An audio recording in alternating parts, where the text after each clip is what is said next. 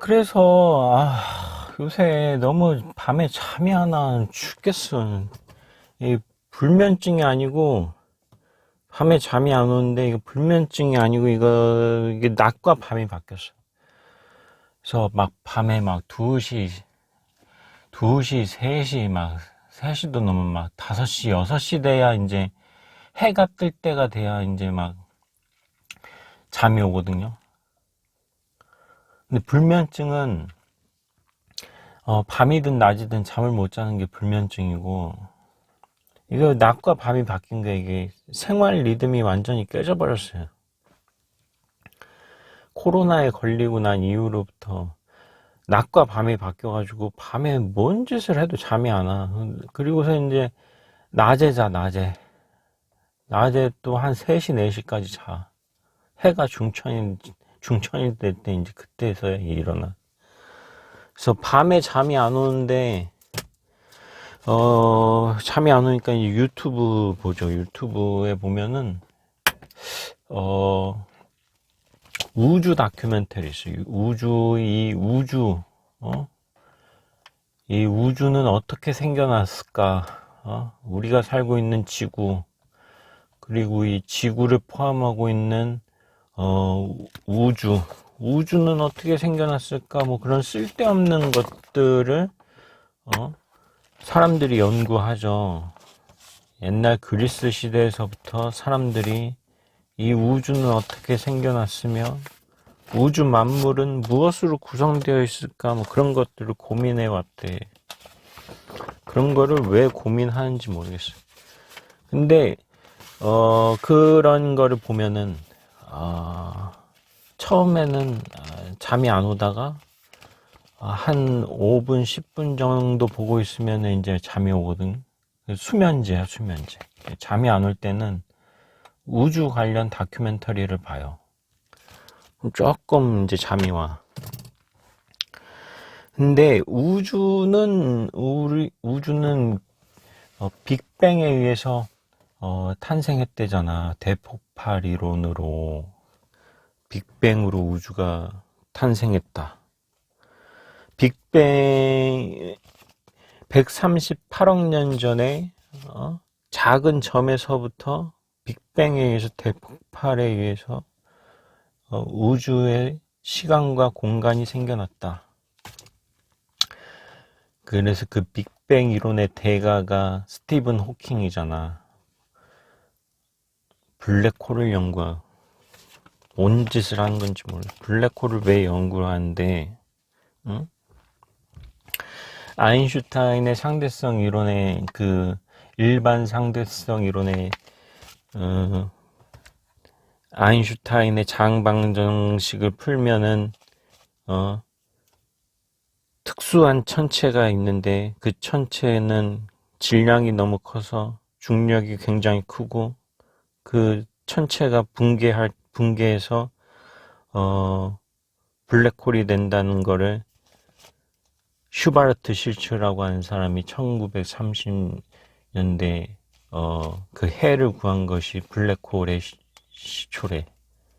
그러니까 블랙홀은 천문학적으로 어떻게 관측한 게 아니라 아인슈타인 장방 정식을 풀어가지고 이론적으로 그러한 천체가 있을 것이다 라고 예상됐는데 70년이 넘도록 실제 그러한 천체를 관측하지는 못했는데 2020년인가 2019년에 실제로 관측하는데 성공했대. 그래서 블랙홀은 실제 하는 천체래. 뭐 그런 얘기들을 듣고 잠을 자요. 근데 또 한 가지 현대 우주론에 있어서 또 한 가지의 사실은 이 우주 공간이 팽창하고 있다는 거죠. 빅뱅에 의해서 우주가 출발을 했는데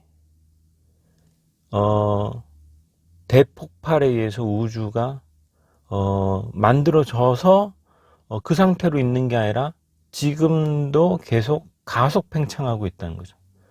그래서 아인슈타인은 일반 상대성 이론을 완성한 다음에 아인슈타인은 정적 우주론을 주장을 했대. 정적 우주론. 우주는 그냥 우주는 있는 거다. 근데 르메트르라고 하는 사람이 무슨 천주교 무슨 신부라는데, 그 사람이 또 아인슈타인 방정식을 뭐 연구를 하다가 우주가 한 점에서부터 폭발했다. 빅뱅이다. 그리고 지금도 팽창하고 있다. 그거를 밝힌 사람이 천문학자 중에 허블이라고 하는 사람이죠. 허블. 그래서 허블이라고 하는 사람이 현대 천문학에 지대한 영향을 끼쳤기 때문에 허블 우주 만원경, 허블의 이름을 따서 허블 우주 만원경 있죠. 허블 우주 망원경이 우주에 발사된 게 1950년대인가 언젠가고, 그 이제 수명이 다 돼가지고 이제 새로 쌓아 올린 게 제임스 웹 우주 망원경이죠. 그래서 지금 우주 공간에 올라가 있는 망원경 중에 가장 성능이 좋은 망원경은 제임스 웹 우주 망원경이죠. 근데 내가 궁금했던 거는, 그 허블이라고 하는 사람이 우주에 있는 모든 별들이 모든 방향으로 다 멀어지고 있다라는 것을 도플러 효과의 적색 편의를 가지고서 모든 별들이 멀어지고 있다. 그러면 모든 별들이 멀어지고 있다라는 것은 모든 방향으로 멀어지려면은 공간 자체가 팽창해야 된다. 그런 결론에 도달한 거죠. 그래서 빅뱅 우주론의 연장선상에 있는 거잖아. 공간 자체가 팽창하고 있다. 예를 들어서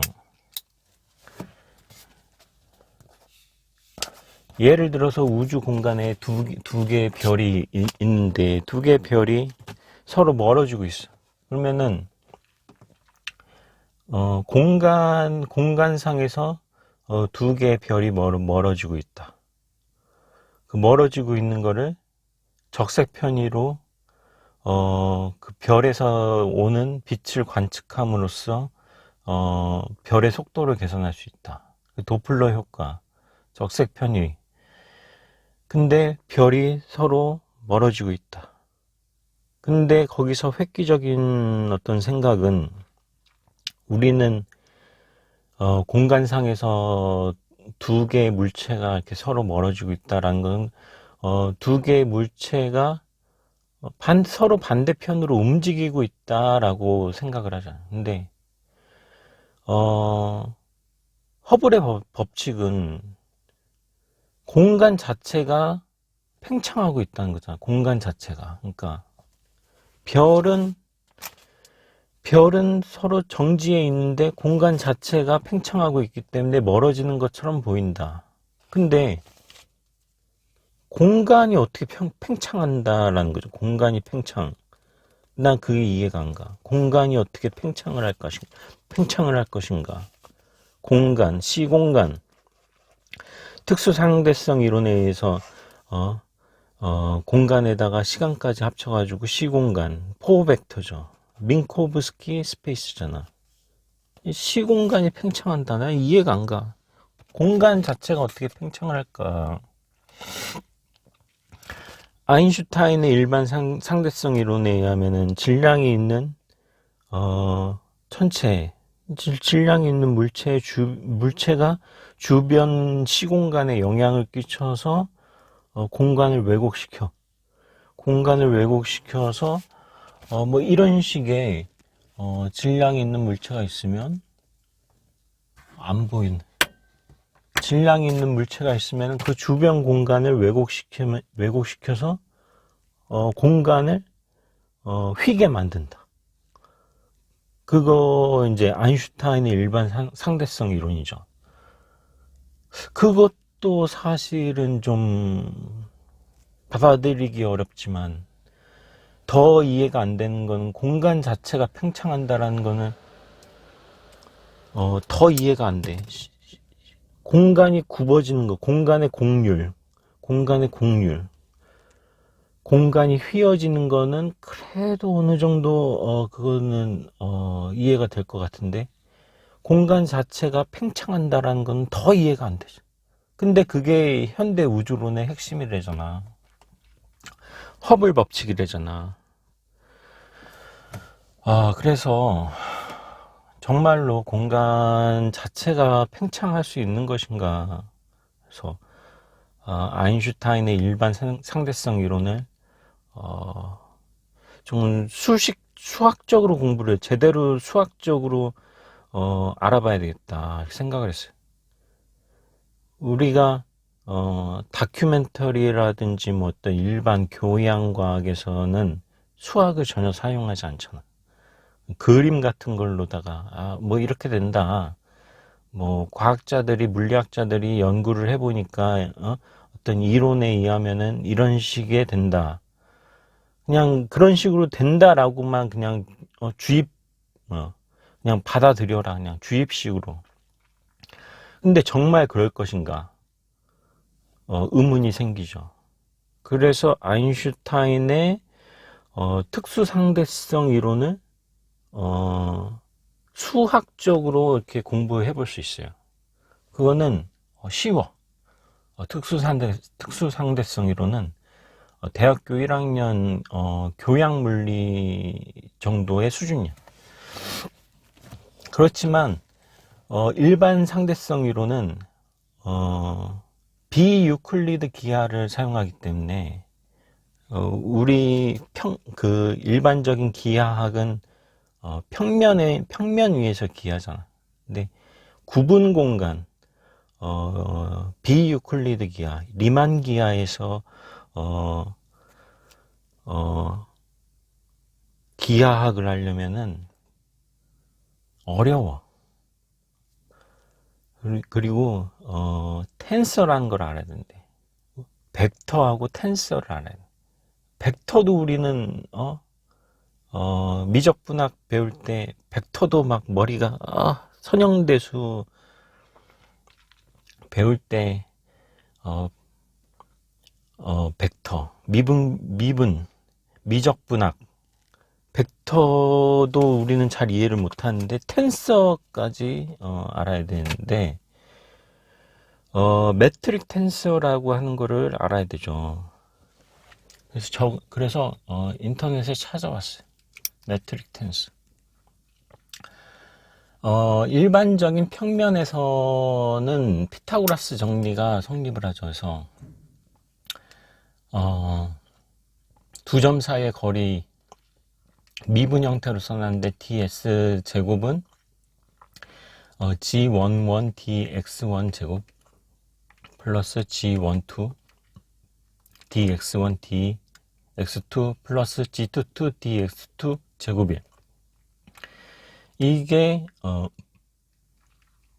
공면에서의 일반적인 피타고라스 정리를.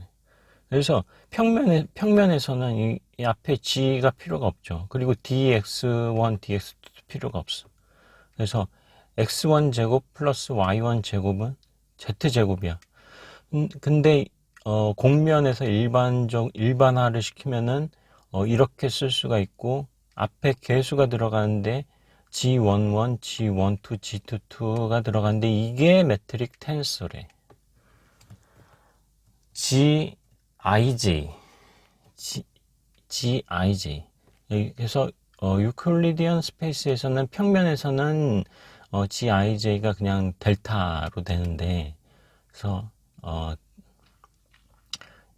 10이죠. 단위 행렬이 되는데 GIJ가 된다. 그래서 이것은 매트릭 텐서인데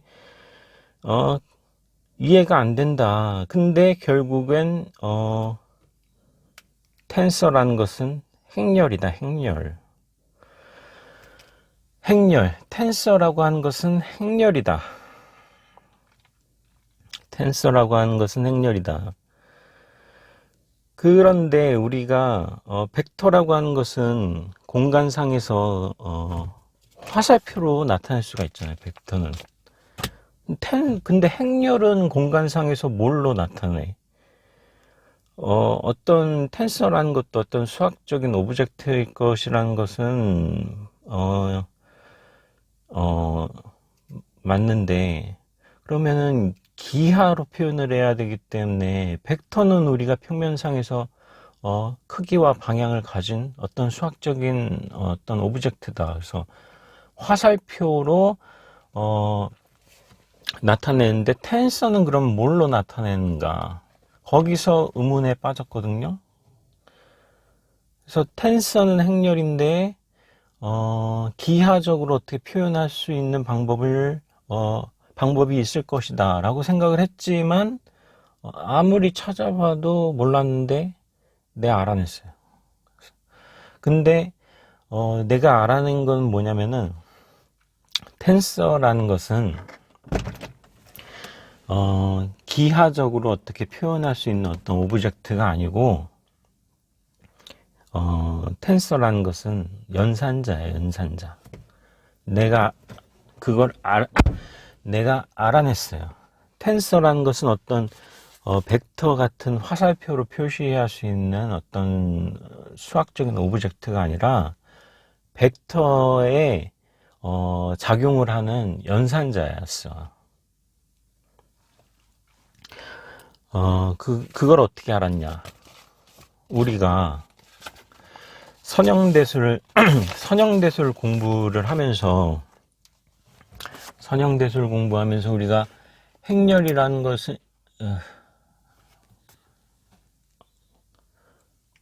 어두워져, 불이 꺼져버렸네. 우리가, 그냥 말로 할게요. 우리가, 선형대술 공부를 하면서, 행렬이라는 것은 벡터에다가 행렬을 곱할 수가 있잖아. 그래서 우리가 양자역학을 배울 때도 해밀토니안이 그 행렬인데 물론 파동 방정식을 기술하기 때문에 미분 형태로 돼 있었지만 행렬이거든.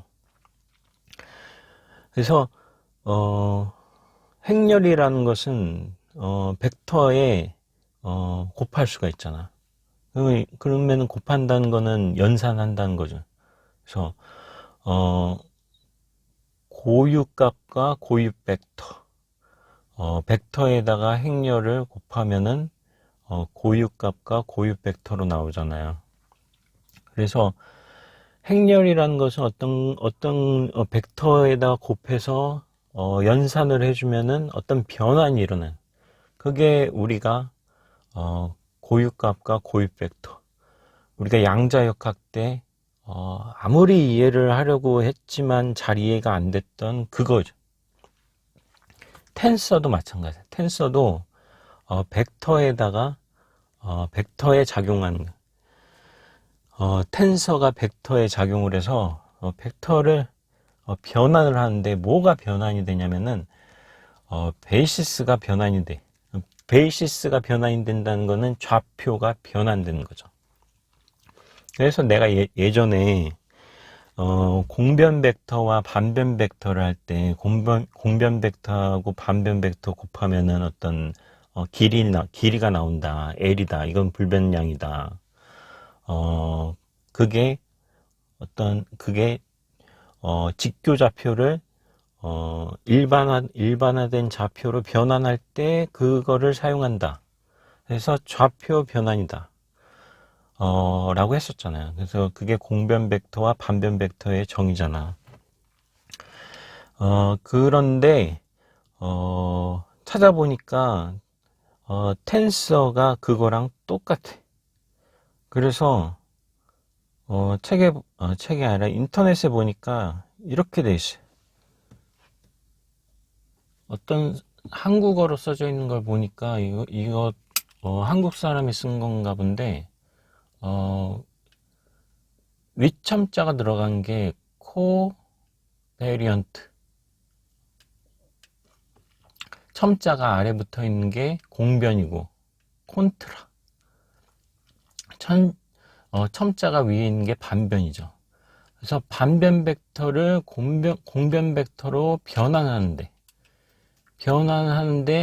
이때 이때 매트릭 텐서하고 곱하는 거죠. 그래서 공변 벡터에 매트릭 텐서를 곱하면 반변 벡터가 되는 거예요. 반변 벡터는 매트릭 텐서에 공변 벡터를 곱한 걸로 쓸 수 있는 거죠. 그러니까 텐서가 행렬인데, 매트릭 텐서가 행렬인데 벡터에 작용을 해서 변환이 되는 거예요. 다른 벡터로 변환된 거죠. 그래서 공변 벡터와 반변 벡터 변환되잖아. 변환되는 거에 행렬을 곱하는데 그 곱해지는 행렬이 매트릭 텐서다. 그래서 아까는 매트릭 텐서를 그 밑에 이렇게 써놓은 거죠. 그래서 공변을 반변으로 변환하는데 행렬을 곱해야 되는데 그 곱해지는 행렬이 매트릭 텐서다. 그래서 G, 뮤, 뉴라고 첨자를 두 개를 써가지고 이렇게 하는 거죠.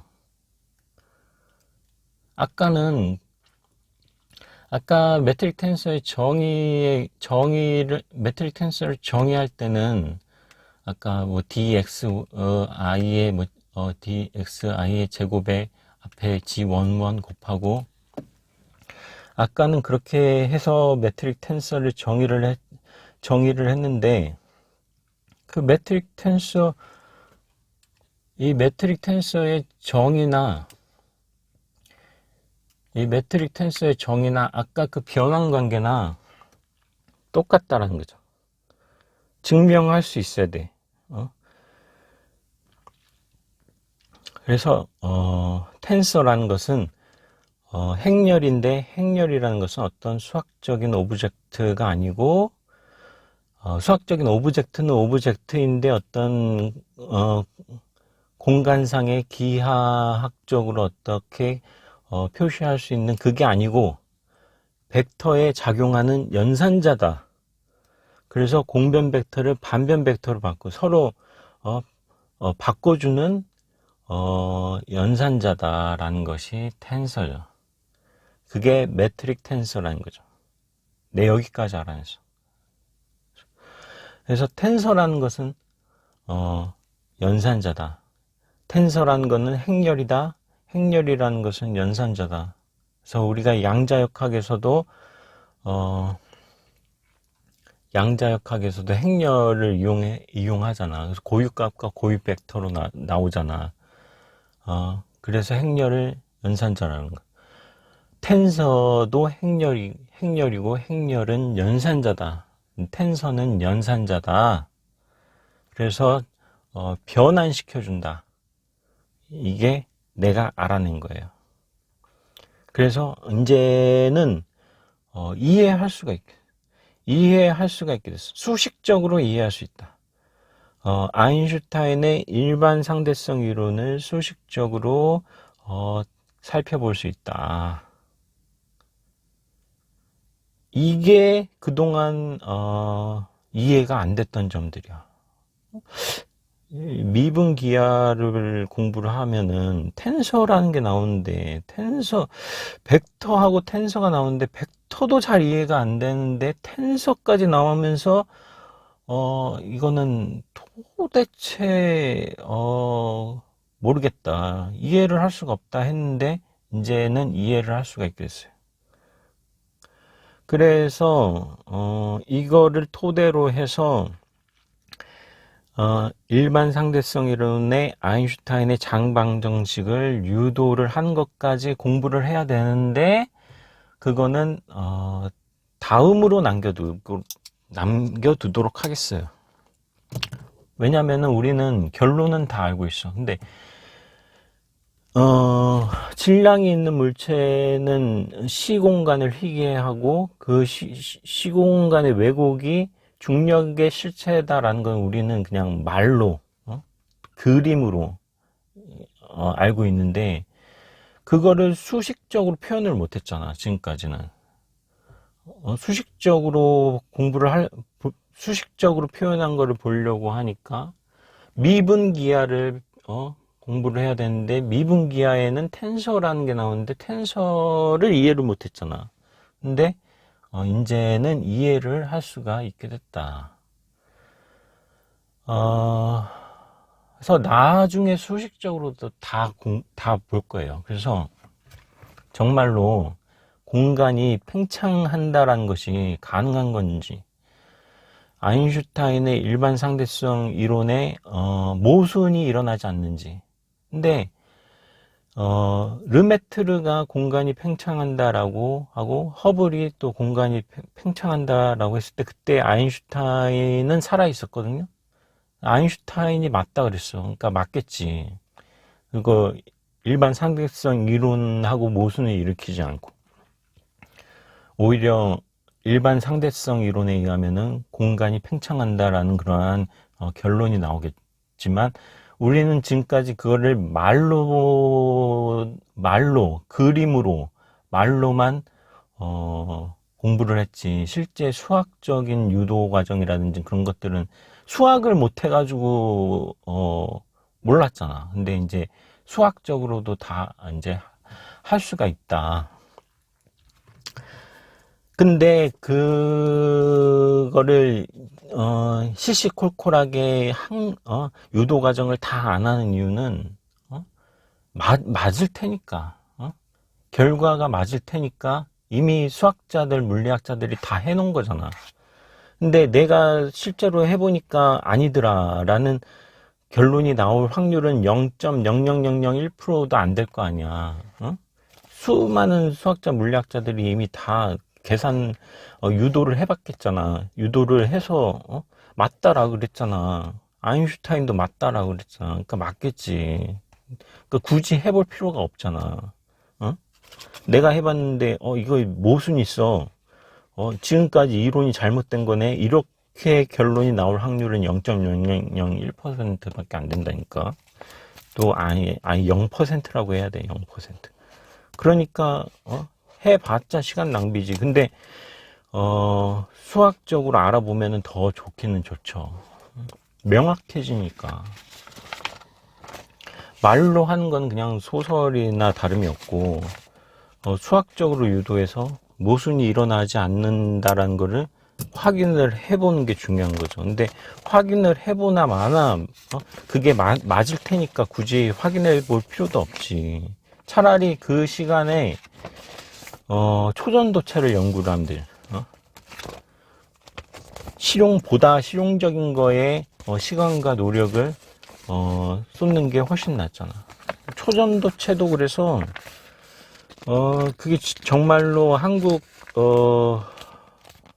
과학자들이, 한국 연구진들이 LK99라고 만든 게 정말 초전도체가 맞냐 하고 지금까지도 아직 논란이, 종지부를 찍지 못했는데, 그러한 논란이 일어나는 이유가 그 상온 초전도체에 대한 그 명확한 이론이 없어서 그런 거예요. BCS 이론으로 예측하면은 40K가 한계다라고 나오는데, 정말 그 40K가 한계인지, 아니면은 BCS 이론이 잘못된 건지, 아니면은 40K를 뛰어넘는 뭐 150K, 뭐 273K 실온에서 초전도 현상이 가능한 건지 명확한 이론이 없기 때문에 지금까지도 그 논란이 계속되고 있는 거예요. 그래서 그런 쪽에 이론을 더 개발해야 돼. 그런 쪽에 더 시간과 노력을 쏟는 게 훨씬 낫다라는 거죠. 우주 연구해야 돼? 우주 연구해서 뭐 할 건데, 화성에 왜 가? 지구의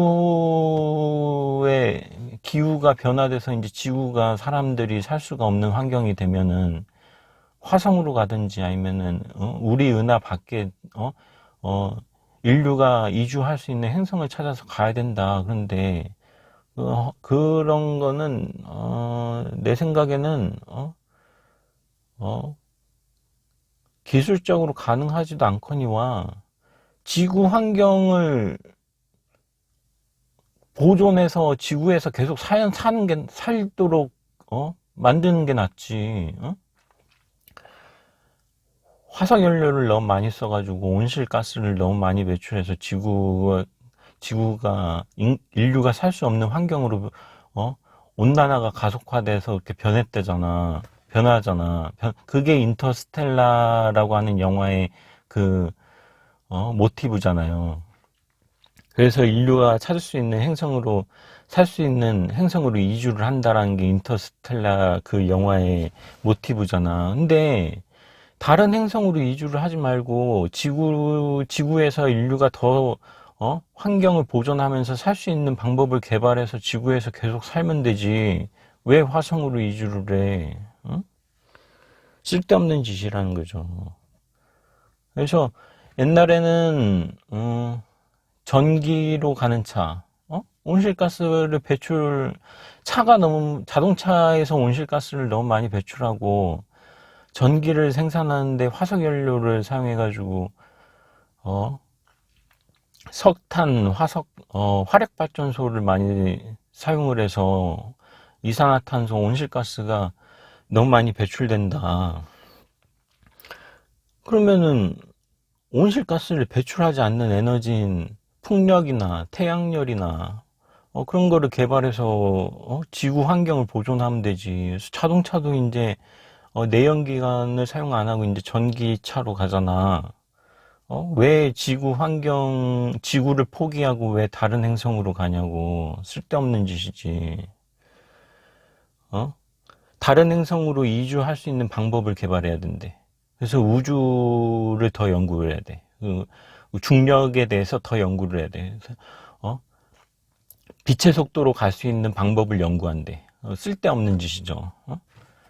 우주 공간이 너무 광활하기 때문에 다른 행성으로 이주하려면은 너무 머니까 빛의 속도로 갈 수 있는 웜홀 같은 거를 개발해야 된다, 뭐 그런 헛소리들을 하잖아. 근데 불가능하다니까 그런 거를 개발하지 말고, 그런 기술을 연구하지 말고 초전도체를 연구를 하란 말이야. 초전도체를 연구를 해서 자기 부상열차로 가면 되잖아. 초전도체로 핵융합 발전을 하면 되잖아. 그래서 초전도체에 관한 이론을 연구를 하자라는 생각을 내가 했는데 쉽지 않아요. 초전도체 결코 쉽지 않아. 양자역학인데 양자역학도 더 공부해 볼 생각인데 쉽지 않아. 일단 수학을 못 하잖아, 우리가. 수학이 왜 이렇게 어렵냐고. 수학이 알고 보면 수학 이해를 하고 나면은 수학 어렵지 않은데, 우리가 중학교 시절로 돌아가 보세요. 우리 2차 방정식의 근해 공식을 풀다가 허수라는 게 나와. 제곱해서 음수가 되는 수, 허수. 도대체 이해가 안 돼. 그리고 막 복소 평면에다가 거기서 한 단계 넘어가면은 복소 평면에다가 뭐 허수를 뭐 회전을 하고 뭐 무슨 복소수의 극형식 뭐 이런 거 폴라 코디네이트로 막 이렇게 고문했잖아. 그렇지만 이해를 하고 나니까 그거 뭐 별거 아니구나. 이해를 하고 나면은 쉽잖아. 근데 이해가 안 된 상태에서 막 주입식으로 막 공부를 할 때는 외워야 되니까 고문이었는데 이해를 하고 나니까 뭐 그냥 그렇게 만든 거구나. X는 실수축이고 Y는 허수축으로 해가지고 그냥 그렇게 정의해 보니까 그런 성질들이 나오는 거구나. 회전이 돼야 그게 되는 거, 덧셈이 되는구나. 뭐 이렇게 덧셈을 하면은 회전이 좌표 평면상에서 회전이 되는구나. 뭐 그냥 당연한 건데 그거를 외우려고 하니까 머리가 바보가 빠르게 머리가 기억력의 한계를 가져오는 거죠. 이해를 하면 쉬워. 그래서 양자역학도 수학이 어렵지만 이해를 하면은 당연히 그렇게 그 정의에 의해서 그렇게 되는 거구나 이렇게 알 수가 있을 거예요. 아까 그 텐서라는 거, 근데 텐서는 아무도 그렇게 설명해 주지 않았어 지금까지. 텐서는 행렬인데 행렬은 연산이다. 변환이다. 연산을 하면은 변환된다. 그거를 아무도 얘기를 안 해주더라고. 근데 내가 자료를 찾아보고 이렇게 생각을 해보니까 그게 맞아. 벡터처럼 어떤 좌표 표면상에서 어떤 화살표 같은 걸로 이렇게 나타낼 수 있는 게 아니라 연산이에요, 연산. 벡터를 변환시켜 주는 것. 벡터를 변환시켜 주는 게 텐서예요, 텐서. 그리고 매트릭 텐서가 그 공간의 공간 정의에 의하면은 어, 구, 어, 구분 공간, 평면이 아닌 공면상에서 거리를 나타낼 때 매트릭 텐서로 정의를 해줘야 돼. 매트릭 텐서가 매개 변수야. 그래서 평면에서는 일령이야. 단위 행렬이야. 근데 공면에서는 값을 가져. 이해가 되잖아. 이해가 되면은 쉽다고. 그래서 오늘 여기까지 하고 다음 시간에 또 사도행전 독해 연습으로 돌아오겠습니다.